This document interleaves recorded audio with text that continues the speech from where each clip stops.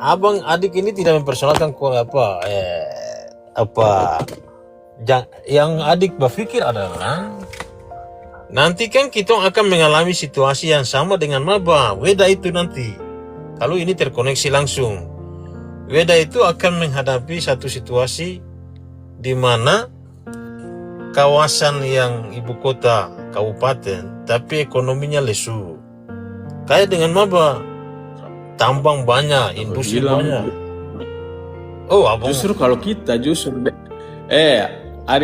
kalau kita berpikir jalan ini ketika terbuka itu properti di Weda dan di Duli itu akan semakin ramai. Kenapa? Karena manusia terlalu banyak yang ada tempat tinggal. Orang akan bangun,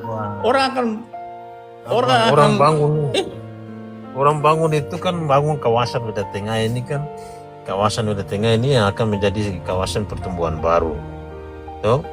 Kalau tidak ada rute Trans Halmahera, maka Weda akan mendapatkan manfaat dari pertumbuhan yang terjadi di Weda Tengah.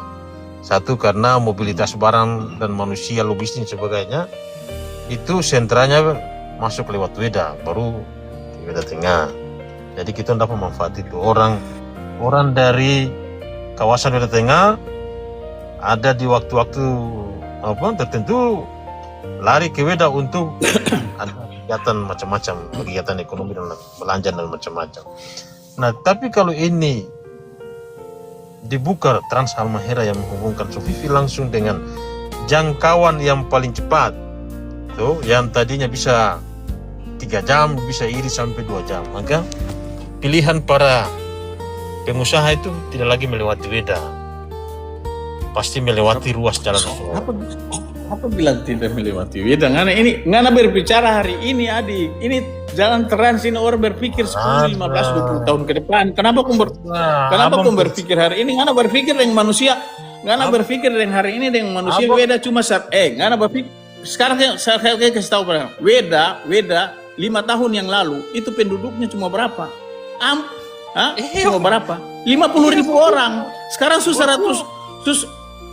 Sekarang susah 100.000 lebih cuma dalam waktu cuma dalam jangka waktu 4 tahun sudah 100.000 orang. Anda bayangkan kalau seandainya itu yang baterai listrik itu dia berdiri, bukan hanya pelaku industri atau pekerja saja yang datang, manusia, pedagang dan apa segala macam semua datang. Ngana kira volume jalan itu bisa tampung kan? Ini kan ruang Trans ini berpikir untuk 15-20 tahun ke depan dan harus digagas sekarang. Itu punya pengalaman. Gimana kau ngana berpikir?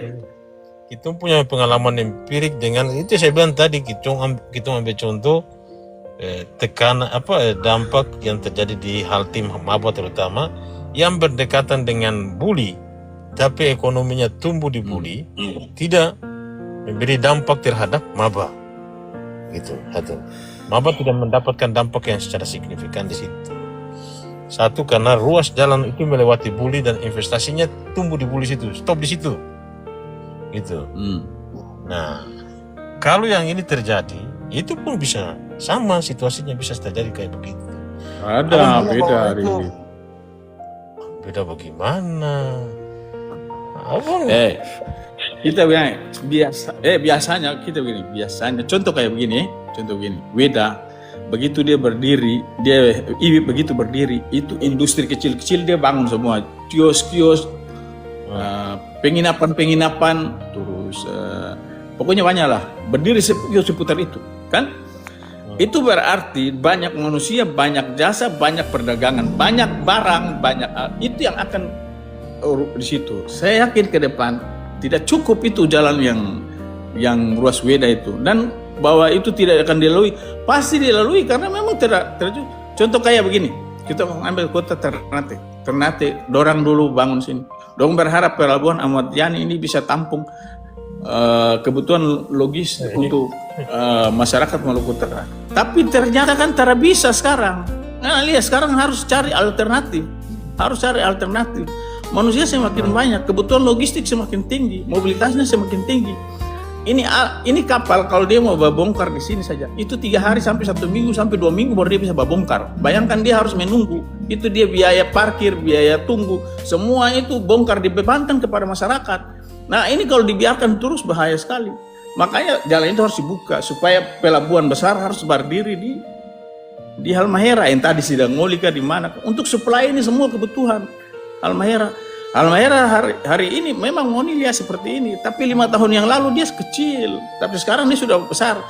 Bagaimana 20 tahun ke depan? Jadi orang bangun jalan ini memang untuk kepentingan jangka panjang. Ini supaya Sofifi hidup, adik. Kalau begini terus, Sembiva mana ini?